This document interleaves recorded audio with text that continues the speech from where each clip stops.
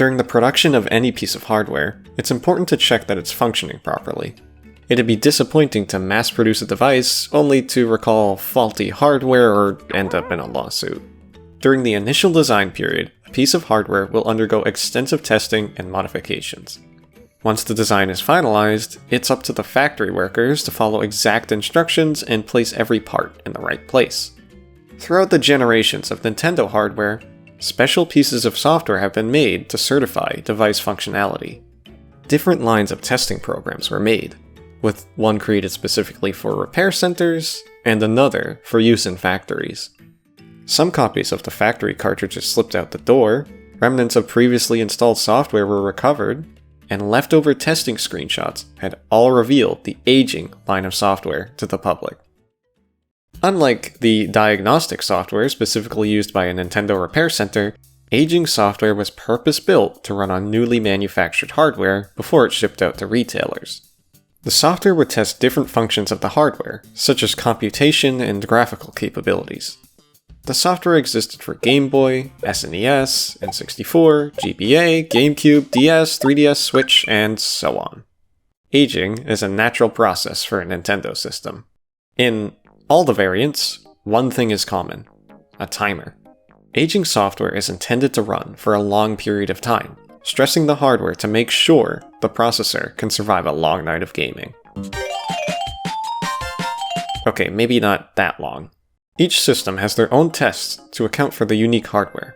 On Nintendo Switch, a timer inversely counts down. For half an hour, the fan blasts at full speed while the SoC is hammered with NVIDIA Fish. The Game Boy attempts sprite layering, while the Super Nintendo showcases Mode 7 scaling.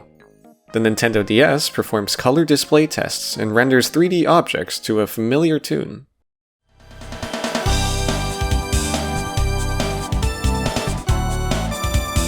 It's the Mario Kart 64 title theme. Originally appearing in 1996, the song returns on the 2004 handheld. But why? Most aging software that came before the DS had custom music that wouldn't be heard in an actual game. Heck, the Super Nintendo one had an arrangement of a song from Disney's Pinocchio. Other systems had more original tracks, but the DS aging software reuses an existing one from an 8-year-old game. While the song was brought over in a faithful sequenced format, it isn't exactly pushing the DS sound system. The Nintendo DS has 16 sound channels, and the Mario Kart 64 title theme uses 11 of them. It doesn't need to use all the channels.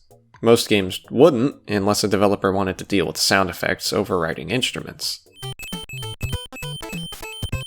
The track appears appropriate for the hardware, being something that the GBA couldn't produce without compromise, yet it still seems like an odd choice.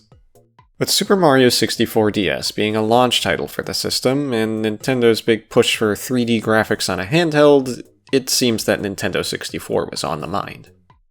Instead of writing a new song with many different instruments, the already completed Mario Kart 64 title theme must have been an easy and somewhat impressive fit. But there were a few alterations. Understandably, the quality of the samples has changed. The DS iteration features a bit more static noise, giving a softer sound.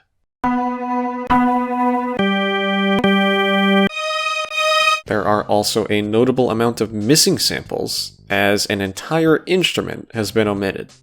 The Mario Kart 64 title theme on Nintendo 64 actually uses 12 sound channels, not 11. On Nintendo DS, track number 9 is created, but the sequence is left entirely blank. This means that the bongo instrument was purposefully removed from the song. Despite the fact that the DS had the hardware capacity to play it, the music sheet and associated sounds are gone. The bongos were quiet on Nintendo 64, but their disappearance on DS makes the song feel like it's missing something.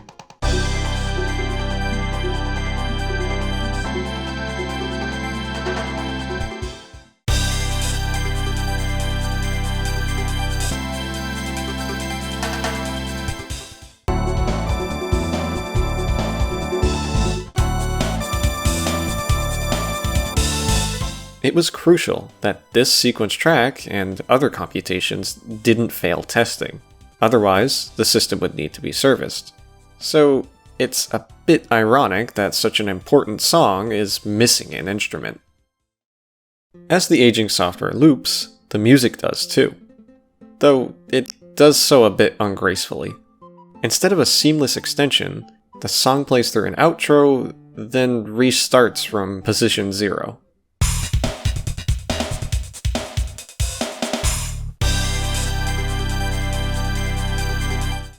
More commonly, video game tracks use looping points to extend a song for any length of time. The Mario Kart 64 title theme, however, is a song that was meant to end. When listening, it's extremely obvious when the song is going to loop. Interestingly, the outro continues for longer than what's heard in-game, and the aging software plays this in full. On the Mario Kart 64 Attract screen, the music fades out after a few piano keys. Some of the extended outro is used as padding for framerate drops, but in practice, performance is never bad enough to hear the remaining 15 seconds of slap bass.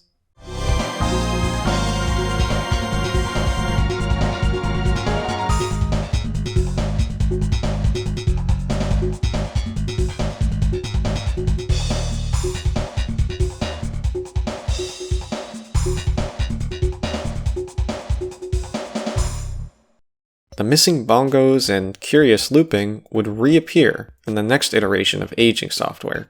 The Mario Kart 64 title theme would be used as a test for the Nintendo 3DS.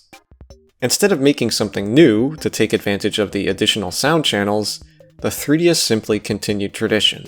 The 3DS had new graphical tests with shadow casting and high polygon models, but the music, strangely, stayed the same. The 2004 DS aging software was simply a start for Mario Kart 64's returning prevalence. While the track was important in testing functional hardware, it actually played a significant role in game development. The Mario Kart 64 title theme was actually a sample piece for developers learning sequenced music, and the aging software happened to use it as a placeholder. Originally starting as a MIDI file with separate samples, developers could learn how to compile audio files into proper sequences and banks for a Nintendo platform. The title theme was an example project to tinker with before moving on to original compositions. It appeared for the DS, then 3DS, but persisted for many, many more years. Eventually, developers moved on to streamed audio as storage became cheaper, but the sequence title theme still stuck around as an example project. Without the Mario Kart 64 title theme, some developers may have struggled in constructing the music in the format needed for Nintendo consoles. The song likely went beyond the composer's 1996 intentions for a racing game, eventually broadening scope as a key teaching and testing tool. The song wouldn't reappear in the Nintendo Switch aging test as the streamed New Super Mario Bros. U title theme took its place. Even so, Mario Kart 64 stood firm should developers choose to make sequenced music. Between budding artists and newly manufactured hardware, I believe the Mario Kart 64 title theme to be one of Nintendo's most important sequenced audio tracks. It was absolutely key in helping test new ideas and fresh hardware.